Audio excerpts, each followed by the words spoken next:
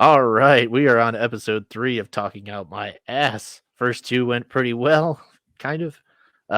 First guests were Celeste Spaghetti and Roxy. If you haven't checked those out, go ahead and check those out on the same YouTube page you're watching this on. We have episode 3 ready to go, and my guest is Stoop Kid. If you don't Hello. know Stoop Kid, you know Stoop Kid. You've argued with him at least 10 times on Twitter. More than likely. I'm sorry, everyone. Thank you very much for coming on the show, Stoop. So I know you've watched both episodes and you know how this goes. So, Stoop, what is your topic today? So I've got a list of topics for you to pick one because I couldn't decide on one. So you can decide where this is gonna go. Oh And God, I didn't. So first, first of all, I want to say Celeste stole mine. I'm not doing that again. So unless you want to do 2 out of 3 episodes on gay sex, I guess that one's off the board. Now, I Damn. didn't want to go too heavy with my topics. I wanted to try and keep it light, try and keep it jovial. So we've got for option 1, the military industrial complex. I just wanted to keep it fun. Up next is the opioid epidemic. There's teen pregnancy. A late addition was demonic possession. Oh my.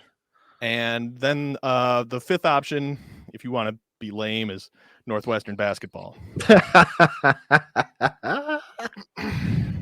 Well, I like all of those, but demonic possession sounds like a lot of fun. Well, I'm glad you said that because, it's Sam. It's crazy that some people don't believe these people be wilding and serving demonic spirits. It's not your flesh you have to guard. It's your spirit. Definitely your spirit. That's why you got to watch what your spirit eats.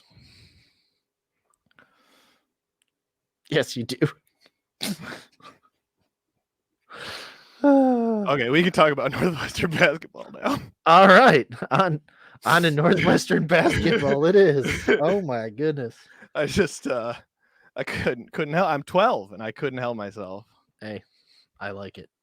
We changed the format 3 episodes in, so everybody now needs to bring a list to Oh, fake we me didn't out. change it. It's the same format. It's just a Make me little. pick one and then totally just change it when you want to. Yeah.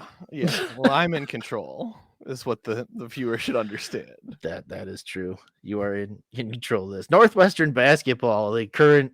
Woo! I didn't look at the polls today, but are they still ranked? I highly doubt it. I haven't looked either. I know they were 21. I did a ton of research for this, man. Just so much. I think they were ranked 21. Yeah. And then they lost to Illinois and Maryland. Yeah, the Maryland one, I pretty much expected even before. Before the Illinois game, you're looking at this stretch. They got Illinois on the road, Maryland on the road, Penn State at home, and then Rutgers at Rutgers. Mm-hmm. And the deal in the big, no one in the Big Ten has been losing at home. Like everyone in the Big Ten's been really, really tough at home and not so tough on the road. And that's a, generalization anyway. So I pretty much saw the Maryland game going how it went, but the Illinois game fucking hurt, man. That was just, I can't allow myself. I really like rooting for teams that abuse me emotionally. Right. And I think that's what brings a lot of us together in this White Sox Twitter space. It's sort of we're all kind of trauma bonded. Mm-hmm. And I'm incapable of fully allowing myself to commit to the idea that this Northwestern basketball team is good. And right at halftime of the Illinois game, you had the whole panel on Big Ten Network. It's finally, really going there and saying, guys, I think Northwestern is just good. And that feeling, I started to let it in. I started to open up just a little bit. And I'm like, maybe I can relax. Maybe they're actually kind of good. And then I think my feeling that way is why the collapse happened. I think it was my fault that they lost the game. You're responsible for both of those losses, or just the Illinois game? No, just the Illinois loss. Just the Illinois game. No, because I did not expect to. I didn't expect to beat Maryland in College Park. They generally, usually year over year, they've just got too many like actual athletes for us. Actual athletes. By the way, does it bother you when people say us and you're talking about a team that you have nothing to do? You don't work for them. You didn't play for them. You have no affiliation. Because I do that all the time, and I think as sports fans, we probably all do that all the time. But it's very silly to like if I'm referring to the White Sox as us, like I pay them. Like that's not us. I get it. Like why people say it's for like the camaraderie of the fans and whatever. But I personally don't say it. I catch myself as much as I can. Yeah, I'm trying to. But I'm as you know, I'm the most meatball-y that I get is about Northwestern and specifically Northwestern basketball. I don't know why God made me this way. but here we are. They only want us to be meatballs about miserable things. I mean, in sports. It's not your flesh you have to guard, you know. It's your spirit. That's why you got to watch what your spirit eats. That wiser words have never been typed because they weren't technically spoken. I'm speaking them right now. You're speaking them. But what are you talking about, Sam? I guess these are original thoughts coming from my head. What do you mean? Read and regurgitated.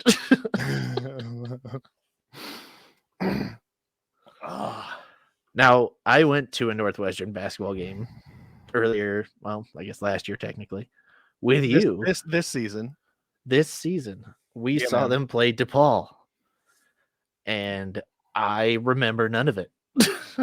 You saw Chicago's Big Ten team host DePaul. I did, and it was really funny that it was like a battle of Chicago in Evanston. That's right. Battle for the city. And the Northwestern was wearing their City Connects too. They were wearing their City Connects. Which is a weird flex to a team that's actually in the city. Against DePaul. That was classic of them. Yeah, I recall a player named Boo Buoy. Yes, sir. That is an actual player. I believe him to be a first team All Big Ten player. Oh, and what position does he play? Point guard. Point guard. Okay. Yeah. I could look up his stats, but I would have to reach forward. Yeah, don't do that. But I mean, I haven't been as high on him in previous years as a lot of people were, because when Northwestern gets in the Collins era, when Northwestern gets like hoopers, like legit athletes, a lot of the time they know they're the guy and just try and do way too much. And Bowie had been that way every year until this year, where, I mean, just dribble out of control into traffic, lose the ball. And some games he gets hot and, you know, if he's hitting threes, you know, he can, you know, burn the gym down. But yeah, this year, I don't know what the hell happened, because suddenly they're playing basketball like cohesively and they look like they actually know what the hell they're doing on offense. And I started to notice that at that game that you and I went to. Now, why do you say you don't remember any of it? I was under the influence of substances. Oh, substances that I gave you? No, it was just, you know, the aura of being in a Big Ten basketball arena, you know, with that energy and that liveliness. I was just taken aback by it, you know. It was too raucous. I was on cloud nine for this. These jokes don't land now, man, because Welsh Ryan's selling out every game here down the stretch. Hey, it was a big crowd to me. I'd never been there before, so it's the biggest crowd of Northwestern basketball I've ever been a part of. I miss the old gym. It sucked and it was awful and I miss it. What I loved about it was that the arena itself isn't very large, but the PA system is incredibly loud. I'm glad you said that. My my uncle will love to hear that because he's like 70 something, and that's his takeaway. He goes to like almost every game there, and that's his takeaway is, oh my god, it's so damn loud. And I always feel like I'm a boomer complaining about that shit too. But yeah, they put all their money into the PA system. Oh, buddy, there is no all their money. They have unlimited money stats, man. Well, yeah, they're Chicago's Big Ten team. They better. Yeah, they're Chicago's Big Ten team, but like they don't pay any taxes or anything. And it costs like $150,000 a year to go there. We're Chicago's Big Ten team, but we would never live in those tax brackets. Ever. In fact, my dad and I couldn't believe this, but a couple years ago, and of course now I'm blanking on the guy's name, but they had their very first graduate of Evanston High School play for the basketball team a couple years ago, and he was a walk-on, so he played in garbage time, but that's just incredible. That is like incredible. they recruit so poorly out of Chicago and Illinois at large. That was the first Evanston High School graduate ever to play for the Northwestern Wildcats. And this is within the last 5 years. I wish I could remember the dude's name. Again, I have a computer and Google exists, but it's much more fun to just speculate, guess. Yeah, have fun with fucking throw shit into the ether, man. Who needs fact? We're not about facts on this show. Are you a big facts guy? No. Yeah. I'm not a stats guy. I'm not a facts guy. I'm just an idiot, really. A farts guy. Yeah. Yeah. Jokes guy. I'm just the silly joker guy. Just a big jokey, Mr. Jokey joke maker. That's my whole life. Now, who are the other top Northwestern players this year? I know there's a really big center guy. He seems like he's pretty good. Yeah, so Matthew Nicholson is who you're talking about, and that guy. He has really surprised me. I mean, we should get out of the way that this team has surprised everyone. Not a soul would have had them top 2, top 3 in the Big Ten this late in the year. Yeah, I sure did. I thought for sure that I'm just, football season made me miserable, and now it's time for basketball season to make me miserable. You get used to this rhythm as a Northwestern fan. That's not fair to the football program. The last couple of years have been fucking brutal, but they're actually very competitive. Yeah, Matthew Nicholson has really stepped up and for the most part filled the shoes of Ryan Young, who was the center, who transferred to Duke. And that was the thing coming into this season.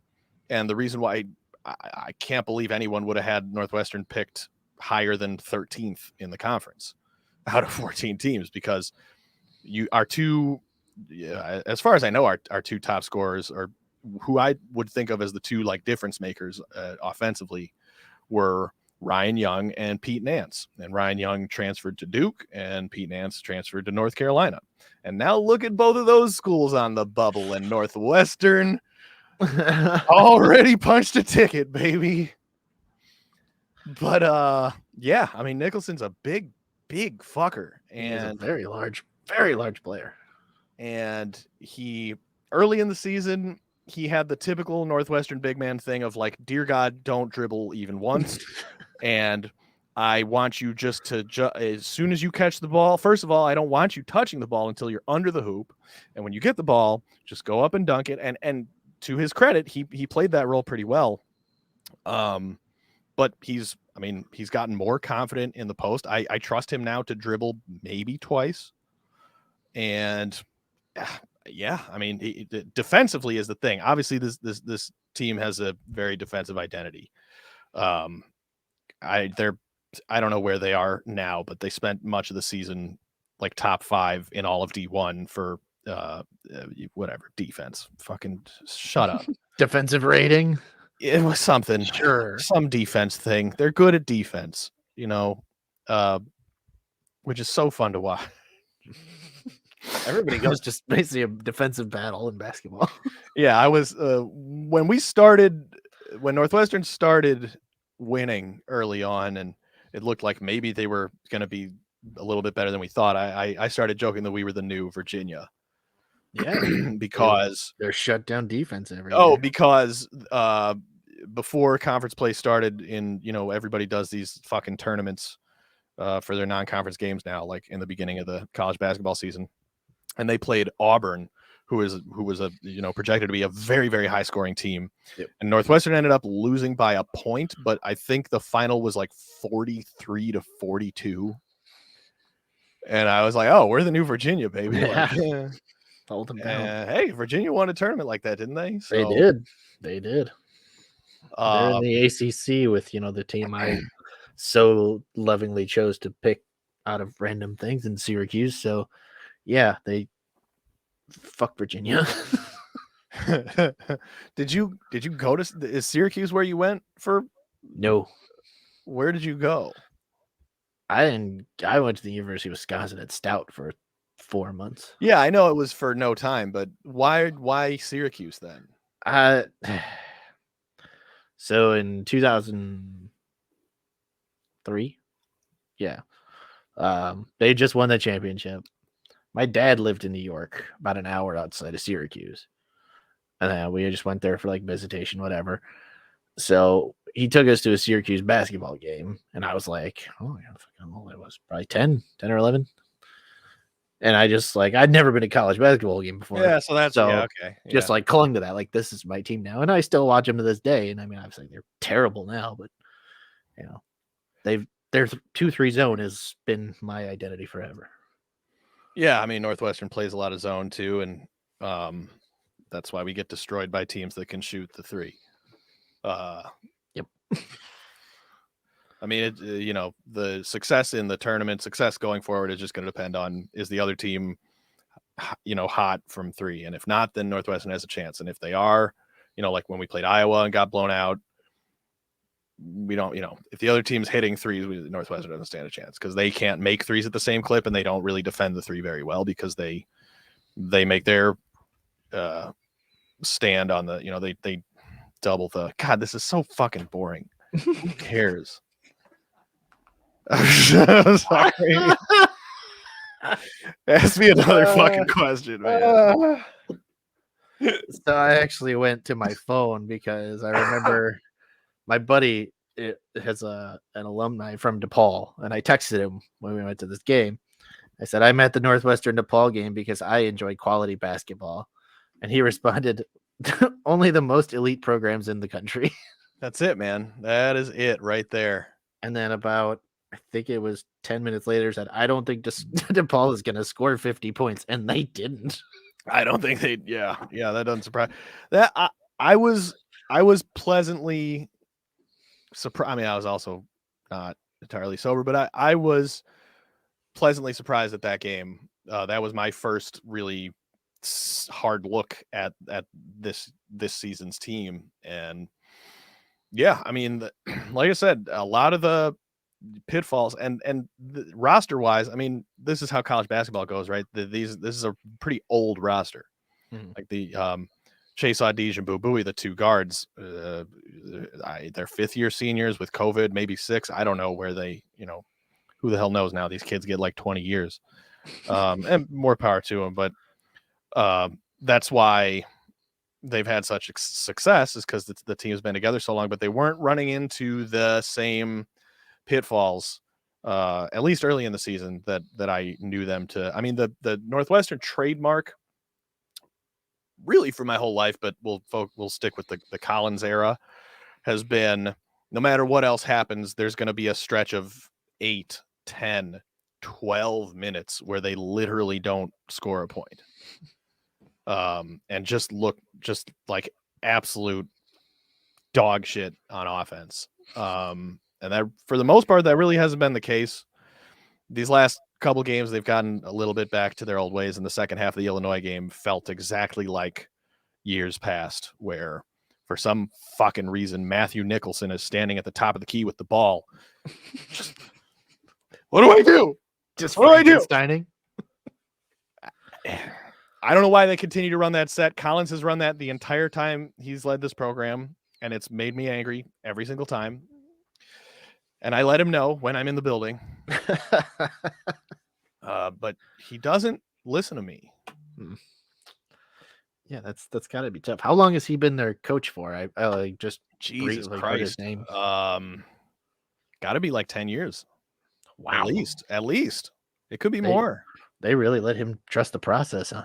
I mean, it's Northwestern, man. Yeah, they really don't have too many people chomping at the bit to go. Well, plus, like it was, in his first, I that had to be in his first 5 years.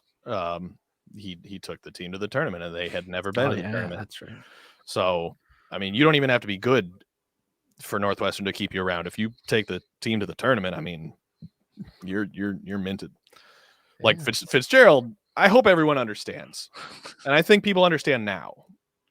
But every few years there's the rumors. Oh, this NFL team, that NFL team, calling Pat Fitzgerald. No.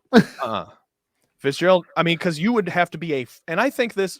I think this about every college football coach in like a major D1 program that leaves that gig to go coach in the NFL.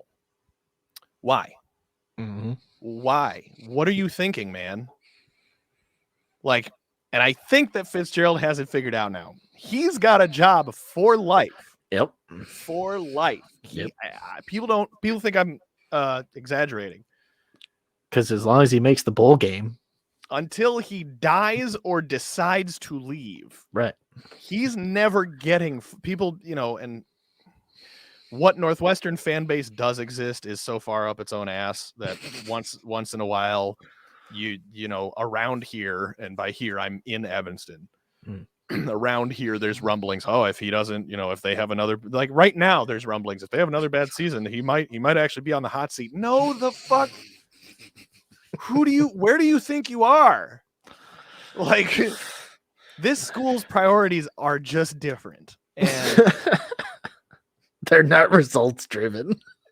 Not remotely. They are interested in the appearance of being a legitimate D1 program on the same level. And in terms of like facilities and resources for the student athletes and all that shit, I'm sure they are on the same level. Mm-hmm. But they don't care about winning. Mm-mm. The powers that be, right? And yeah, this is a tangent. College sports in general, it's all run by the rich fucks that, went there at some point, presumably. Mm-hmm. And that's, they'll open up their pockets and say, hey, hire this coach, fire this coach, do this, do that, right? The booster culture. Yep. The boosters of Northwestern very clearly don't care about winning. They want it to look like they care about winning, and they want to look professional or, look again like they're on the same level as the rest of the big D1 programs. They don't care about winning. Did Jerry Reinsdorf go to Northwestern? that's all you're describing to me. Yeah, I know. And this is why I'm saying, like, there's something fucking wrong with me, man. There's really I can bring it all together. There is something wrong with me. I don't know why I'm like this. I mean, I curse my father. That's where I get it from. He raised me to root for these dumbass teams. He didn't go to Northwestern either. I don't know what that's about. It's just, they're up the road. So they're right there. But he grew up on the south side. So I don't know. I don't know what the deal is. Yeah, then he should have been a DePaul guy or a UIC guy or something, Although, those fan bases are no happier than this one. So, but I mean, if you're gonna be miserable, at least they get local. Yeah. Well, this is local to me. Well, now it's local. Yeah, it's local now. I mean, I've never been a Big Ten guy. I've just never really watched much Big Ten anything. Because now it's more shifted to, I guess the SEC is for at least football. It was always Big Ten football, now the SEC is basically taking that over, and now they're getting the ear to their heads. But then as it goes to Big Ten basketball, I only ever watch them in the tournament, shit the bed, because Big Ten basketball can't hang. from my viewing experiences. Yeah, well, it's because they don't call fouls, and then the Big That's Ten true. teams. I've just started putting this together, and I'm very very late. I'm very very late to this realization. But Big Ten teams don't do well in the tournament because in the Big Ten, they just hit each other. It's Big Ten basketball is ACC football. So then when the Big Ten gets into the tournament and there's refs from conferences that call fouls, I have to think that has something to do with it. Because my God, you know, when Northwestern beat Purdue and Indiana, and both of those fan bases are crying about the calls, you know, and you can all of you, if anyone listening is one of those people, you can go fuck yourself. But there were calls missed on both sides. If you watch a Big Ten basketball game, you pretty much watch them go back and forth and go, okay, that was a foul, that was a foul, that was a foul. Okay, and this one they called. That's pretty much how it goes. It's fun to watch. I mean, and you know what else? If you're like a 90s old school basketball advocate and you want the game to return to just being fucking brutal and low scoring. Yeah, watch the Big Ten. Watch the Big Ten. It's all here for you. Yeah, I mean, I know TV Ted. I don't know if you know who that is, but he's a referee in the ACC. His name's Ted Valentine. Go by TV Ted because he puts the flair on. Because it's the ref show whenever he's doing it. I know he refs in the tournament, so he's definitely the one calling fouls on everybody. Yeah, for sure. That makes sense. Yes, you know. I know, so Northwestern went. When would they go to the? Was that 2017? 17. Yeah.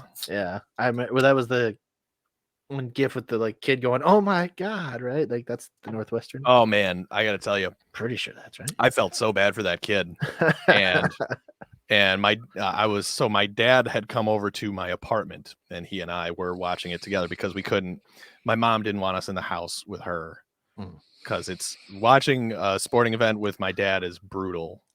If he cares, I mean, there is screaming and whining and just So I'm not a ton better, but I, had him as an example of what not to do. So I like to think I have my shit a little more under control. In a live setting, it's different, but on TV, I can at least manage not to scream at the TV as much. But we were watching that game, and I can remember we were pretty upset because they're showing the replay, and whatever the fuck, Collins on Gonzaga, sure enough, hand goes straight through the rim, clear as day. How did they not see this?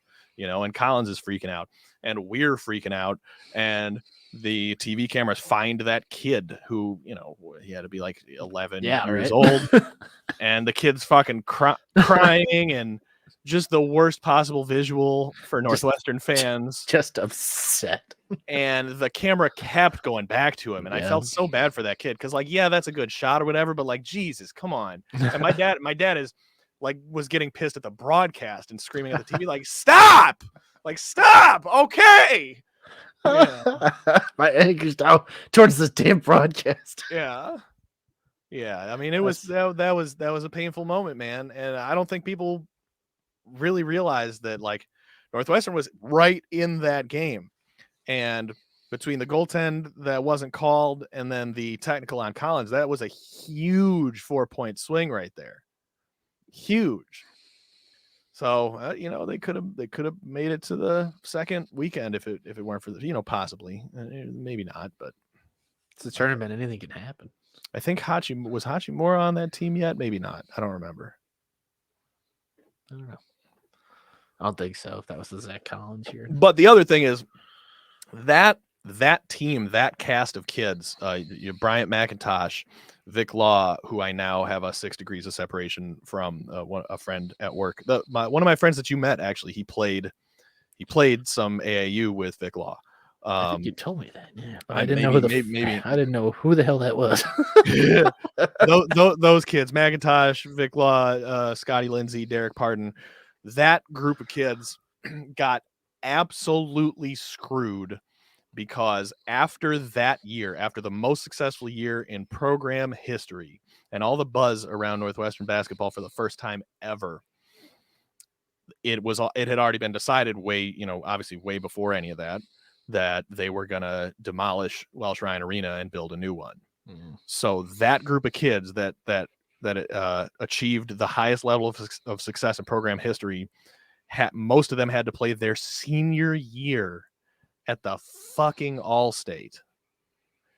And I mean, that sucked, man. The All-State sucks for basketball. Yeah, DePaul used to play there, which I know. thought was wild. Everyone thought that was wild because it was wild. And it's Yeah. no less wild for Northwestern to play out there. That's right, man. And just, yeah, it sucked, man. And you have to think that has to affect you, no matter how well you prepare and how much you practice and everything, that has to affect you psychologically some kind of way to not be on your campus with, on your actual home turf with your home crowd, Right. Yeah. Northwestern has a tough enough time drawing even its own students, let alone the fan base and stuff. So to take them, out to Rosemont. Right.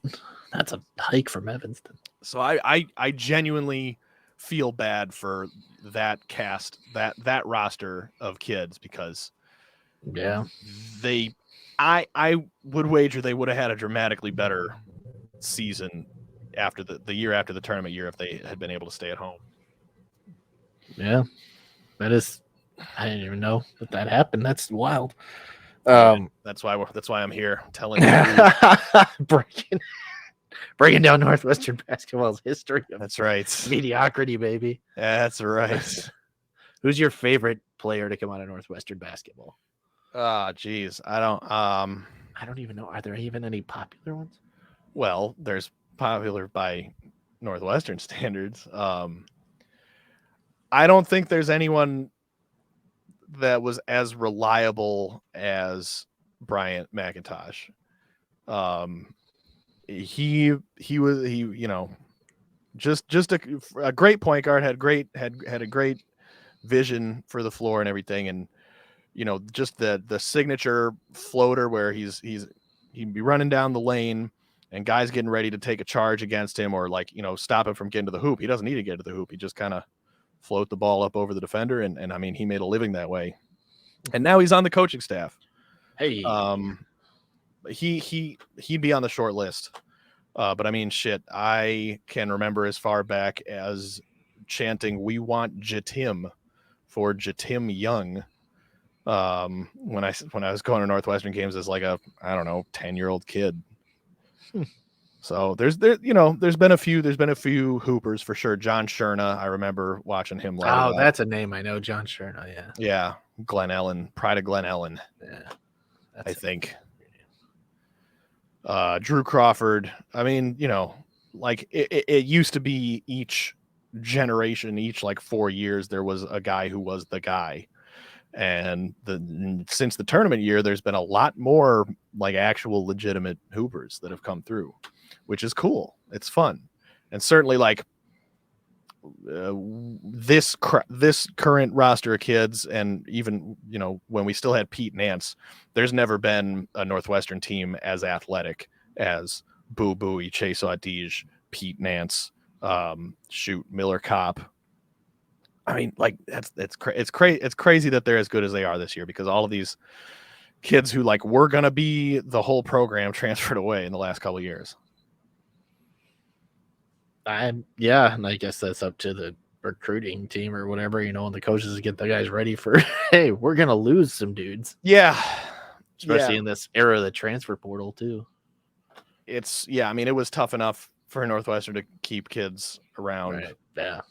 Like if they were actually interested in playing basketball, it was tough enough for Northwestern to keep kids already, and now you can just do whatever the hell you want. So, like, it's tough for the good programs to keep kids. So, right, Northwestern's gonna continue, unfortunately, to be, if you're here, basketball is probably secondary to you. You're probably going for a fucking journalism degree or law degree or Well, what's interesting is like how has Northwestern not gotten in the grad student market? For players, that's something Syracuse has done the last few years to get grad transfers. We get one every couple of years. 2 years ago now, we had Pat Spencer. He came over for grad school, and he had not played a second of D1 or college basketball at all. He was like one of the top lacrosse players in the entire country, and came over. I'm pretty sure it was grad school that he came over for, and he just decided I'm going to play basketball, and he was actually pretty damn good. So we had 1 year of him. Yeah. Then so was the first game you went to when you were like 10, or did you go even earlier than that? I couldn't tell you. I could not. I couldn't. I went to a million games at the old wood gym. Because it was close and really fucking cheap. Yep. To go, and my dad and my dad and his brothers are just like sick, like just sports, like they have a sickness. My dad's brother in particular follows Northern Illinois basketball and will like drive across the country to watch Northern Illinois basketball. Wow. I mean, I wanted to say why. But like, and so Jim Phillips was the AD at Northern. And because there's got to be a very short list of people as committed to that program, as in terms of like fan base, as my uncle actually became like buddies with Jim Phillips. And so then when Jim Phillips came to Northwestern and he was the AD at Northwestern, my uncle then became essentially a Northwestern fan. So now he comes to every Northwestern game and was like buddies with the AD at Northwestern. So just wild stuff. It's all about who you know. And so his son, my cousin Russ, is for like, I don't know, like 12, 13 years now, has been doing, maybe longer, I don't know, he's the play-by-play voice for Ohio U, the Bobcats. And that's cool. Yeah. So a lot of hot action. So Northwestern, so they've already clinched their spot, but like, I mean, as like what, a 7-8 seed probably at this point. Yeah, probably, which sucks. I mean, if you win that Illinois game, before that Illinois game, like I said, we were looking at the last four games being Illinois and Champaign, Maryland in College Park, Penn State here, and then Rutgers to finish it out at Rutgers. If you split that, if you go 2 of 4, I would have said maybe a 6, like maybe even a 5, which would be sick because now I have a feeling we're just going to run into the Gonzaga situation where we're playing just a super OP number 1 seed in the second round. Unfortunately, I mean, if you can at least take care of business at home against Penn State, which that's not a given either because Penn State is playing for a tournament berth. But if you can at least take care of business against Penn State, win 1 of the 4 here down the stretch, I think going 0 of 4 down this stretch and Northwestern's looking at like an 8 or a 9. And then I guess it does depend what they do in the Big Ten tournament, I guess. Yeah, which they're not deep, so I don't know how that's gonna. I mean, I'll probably be there. I'll probably be at the UC for that. Oh, I thought they held that in Indianapolis every year. No, they have been alternating. Well, at least that'd be nice in the UC. Maybe get some Chicago's Big Ten team fans out there. That's right, baby. In the city that they represent. Yeah. Yep. Oh man. Because we already pack that Welsh Ryan, so the only thing limiting us is the number of seats. Yeah, I mean, there was a lot of people standing, waiting at that DePaul game. I mean, most of them were DePaul fans, but they travel. Yeah. What was great about that game too is the two men that were sitting behind me were DePaul fans, and they like definitely traveled for the game, and they were just talking about how this isn't their brand of DePaul basketball anymore, and blah blah blah. I'm like, wait, they have a brand of basketball other than just yeah, being bad. bad? Yeah, bad. That's the brand. Like, I mean, you don't have to tank in college. That's not how it works. they're looking for the number one recruit. This is that's how it works. If you lose in college, you get the first recruiting dibs and all the transfer portal picks. Dude, I mean, Northwestern would be set like the Sacramento Kings if it worked that way. Like I don't know if you like how much attention you pay to basketball generally, but like I feel like the Kings, every single time you look at them, you're like, oh, that's the guy from March Madness last year. Yeah. You know, like I don't know who's still on that team, but I know Malik Monk went through there, Marvin Bagley went through there. Mm-hmm. Like just the guys from like Duke, Kentucky, the one and dones. Mm-hmm. All of them end up on the Kings. I don't understand how they're still bad. And they're actually doing really well this year. I know. They're in the playoff picture now. They're doing well now, yeah. Which, I mean, you know, after 13 straight years of doing this, finally paid off. Maybe. How about it? Maybe. There's still a lot of season left. At least in the NBA. But we're talking Northwestern basketball, the greatest basketball program we've seen since last year's Northwestern basketball team. Well, since 2017, and a lot the general consensus among the Northwestern fan base is that this is an even more complete team, certainly a more capable team than the last tournament team, which was also the first tournament team. And I mean, you know, if you look at numbers, you know, again, those pesky facts, they're right. This team has just played incredible defense against like actually, well, theoretically good competition. Again, we can talk about how good Big Ten teams are actually, or if they're all overrated every year. Which is tough for me to say out loud because it obviously like the Big Ten is the thing that I have followed forever, and I am kind of provincial and territorial about it. But looking at it objectively, you're a Wildcat. You have to be territorial about it. Come on.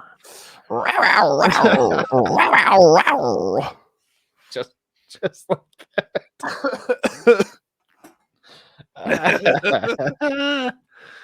Oh my god! Yeah, Elsa loves that. Elsa loves that sound effect when they do that at football games. Is that like their first down thing or something? Oh, you know, that's the sample that every. To be fair to Northwestern, every team that is the Wildcats, so K-State, Kentucky too, right? Yeah. All of those schools use the exact same sample. Oh yeah, it's the exact same sound. They send it to each other if they decide to change it. Yeah. This is the strict Wildcat sound this year. No, it's been the same one sound. Oh yeah. For my whole life. I'm sure. I mean, how many different sounds can a Wildcat make? I don't know. I've never run into one. I couldn't tell you. Yeah, you can run into a Wildcat, but is it a cougar? Is it a mountain lion? What is a Wildcat? Is it just a cat that's not domesticated? I've always wondered that because Wildcat seems pretty vague. It's not like I don't think that that's a species. I don't think it is either. Like if you're just walking outside and a cat comes up to you and it doesn't seem like it belongs to anyone, that's a Wildcat. Right? Got her mask. Yeah. His name's Mittens. He's a tabby, shy. I mean, yeah, I've always wondered that about like, and I was like, wait, why are there so many Wildcats in this damn college basketballs. Yeah, it's a lot. Like, you don't need that many of them, but it's such an easy name and logo to put together, I guess. I Well, once we stop doing racist ones, mean, yeah, I there mean, was nothing left. yeah, Every team's going to be the Wildcats in 10 years. yeah. We can't all be the Warriors, you know. Or the Seminoles. Right. Well, that one's not that, Yeah. Seminoles is very specific. Yeah, it is. Like, oh man. Let's not talk about that because that shit is Let's not get in that one. Insane. What No year is it? No, we're not going there. Okay.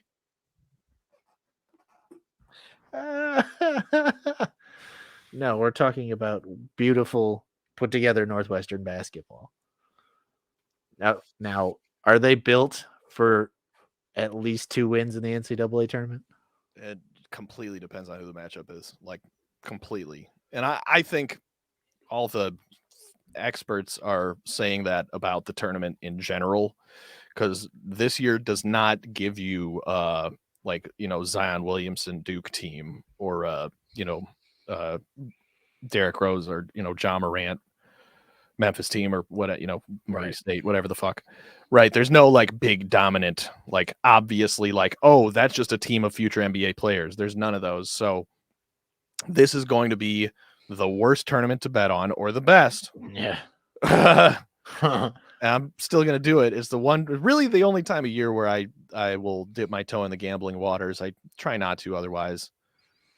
My dad's a fucking degenerate though. $40K on Northwestern.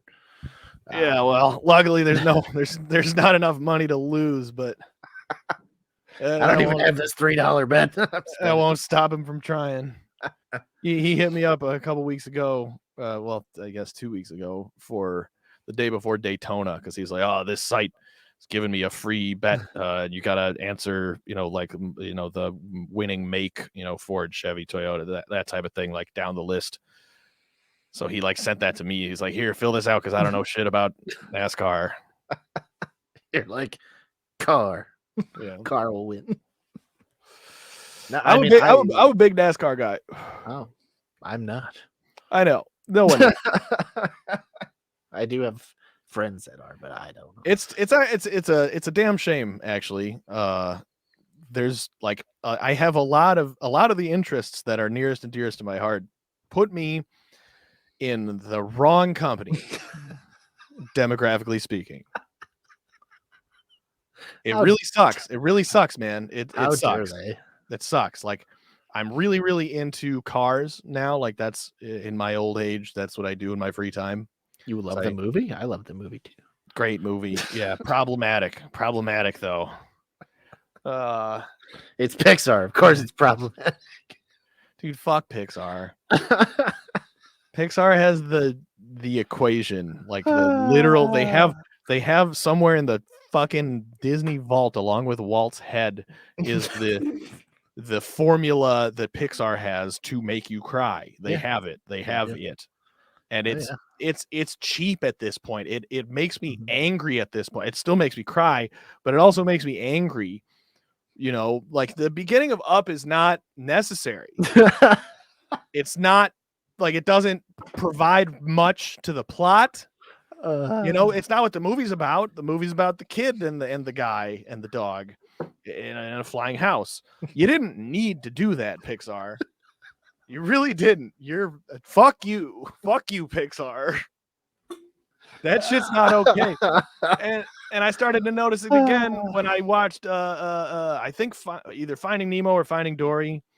I think Finding Nemo, like the same thing. The first 5 minutes of the movie, like, makes you want to cry and shit and piss. Yeah. Why do you? Yeah, that's how. I mean, that can be how Northwestern basketball makes you feel too. Yeah, it makes you want to cry. Honestly, like, I'm glad we're talking about Northwestern basketball and not the White Sox. Yes, because those are 1 and 2 in terms of my sports fandoms. Those are my 2 trigger words. I don't know what's wrong with me.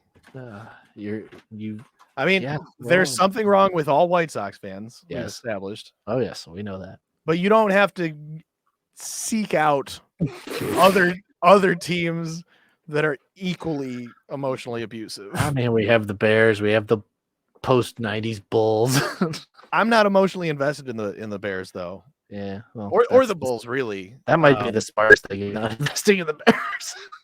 Yeah, I can't. I mean, I can't. I mean, now you should with Justin Fields. I mean, I'm like I will root for them right. passively, and I pay attention because you literally can't avoid it in this town. That's true. Like when it's Bears season, it's everywhere. If you're going to consume any amount of sports media, it's just going to be all about the Bears. So I follow it, but the NFL, especially when I was a kid, like I really didn't pay attention or give a shit about the NFL. It was all it was college football. Fucking Northwestern football, which actually much more successful than the Bears over our lifetime. You were born in 93. Yep. What month? April. Okay, so you're 2 months older than me. Wild. How you feel about being 30? I've been older than 30 for 6 years now. Oh yeah. Yeah. Given my physically, given my linear understanding of time, I felt older than 30 for several years. Oh yeah, I mean, I'm an old soul. I'm like 34. For sure, me too. The passage of time is not something I'm comfortable with. Every day, What's this COVID and post-COVID times have really accelerated the process. Yeah. I feel like. Yeah. It's really just kind of a fucking wormhole that we just went through. Yeah, that was, having my birthday like a month after everything hit. It's fun. Oh, dude, we moved the day, like the weekend that the shit hit the fan. Like, because I want to say it was for me, like the beginning is the Jazz game. Yeah, yeah. And that was a Tuesday night or a Wednesday night. It was a Tuesday night. And that was like the 12th or 13th or something. Mm-hmm. And that coming weekend is when we moved. Like and I remember we were like planning on like getting the U-Haul Sunday and doing the shit Sunday. And then Thursday we were like at work all day just waiting to hear word from the higher ups that like, hey, everyone go the fuck home because we knew it was coming type shit. And then sure enough, at the end of the day, they're like, hey, if you don't want to come tomorrow, we get it.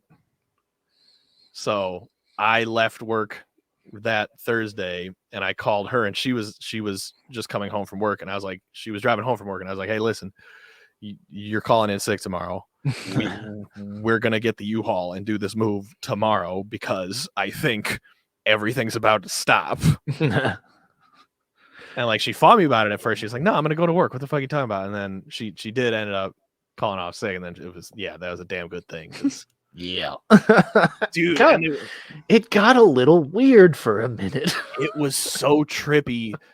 Literally just having moved into a new place. And then you just don't leave. Yep.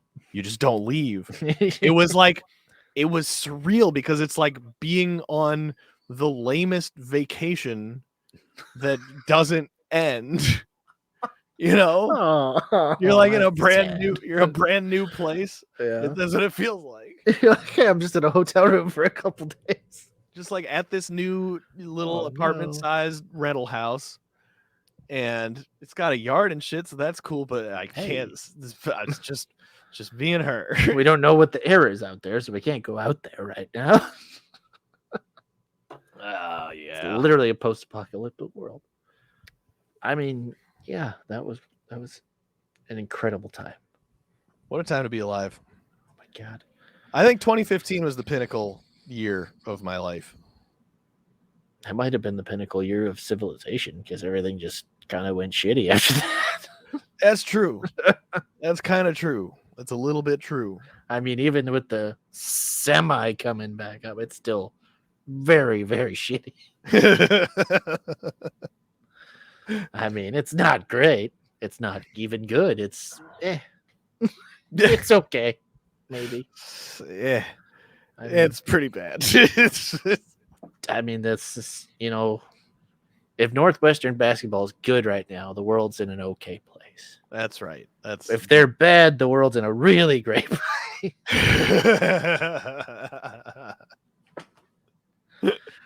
Help us, Northwestern. Well, they'll be bad again next year. Hey, we can only hope for the civilization's lovely for the good of society.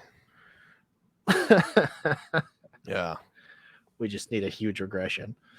No, I hope Northwestern does well for your sake. Thank you. And those Northwestern fans that are out there, there are more than just you. I've seen at least 2 more that I can think of off the top of my head. As like there were obviously more people in that stadium, but I mean there were a lot of DePaul fans. So the Northwestern students have been showing up since they started winning conference games. Because I don't even think the kids were in session when we went. Because they have the weirdest, have the weirdest goddamn fucking hoity-toity private school schedule. I don't know if it's trimesters or the quarter system or what the fuck, but it's so goofy. Yeah, I know DePaul has that too, or they do trimester, something like that. But I mean, go Northwestern. Let's see what they can do. They got some skill. They got some size. As long as nobody gets hurt and Chase Audige starts making some shots. That's all it takes. I mean, if you're the coach, say, hey, make shots, and then you did a good job coaching. That's basketball coaching. Basketball. Go make a shot, win the game. Okay, coach, we got it. Boom. Perfect, coach. That's all you need. Boom. That's it. Have you ever thought about coaching? I have, and I've never gotten a call back. That's crazy to me. I mean, you know, I feel coached. I'm gonna go win the game now.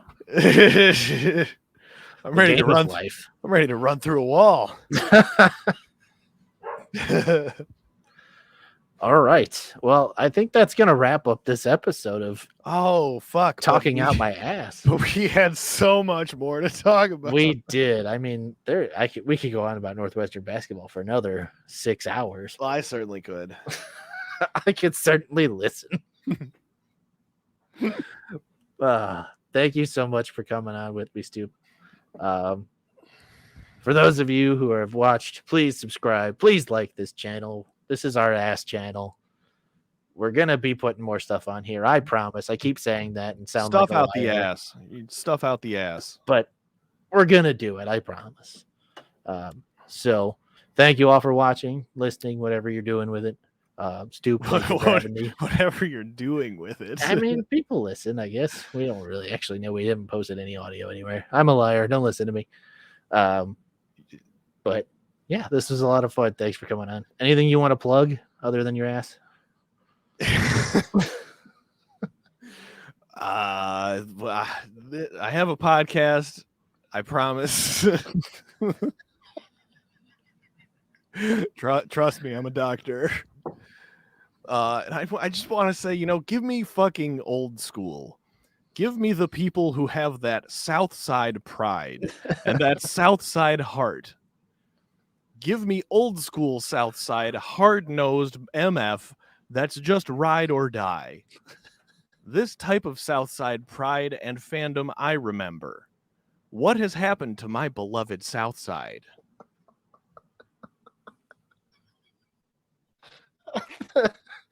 Okay. You know what I'm saying? 100%. Just being real out here. Oh my goodness. Thank you for spreading your liberal garbage. Oh shit. Look at my podcast, follow it on the things. There's content eventually. We recorded a lot of shows in a short amount of time and then realized how much work it is to edit that shit. That's why you just have to have a dumb show like this. Yes, this is the better way to go, man. I appreciate you. Are you gonna hang up after this? Yeah. I mean, no, I mean, You don't want to just hang out? we can hang out. Don't worry. Sick. All right. Thank Talk you. about buttholes. Yeah, that's what we do here. All right. Thanks everybody for watching. See you in the next episode.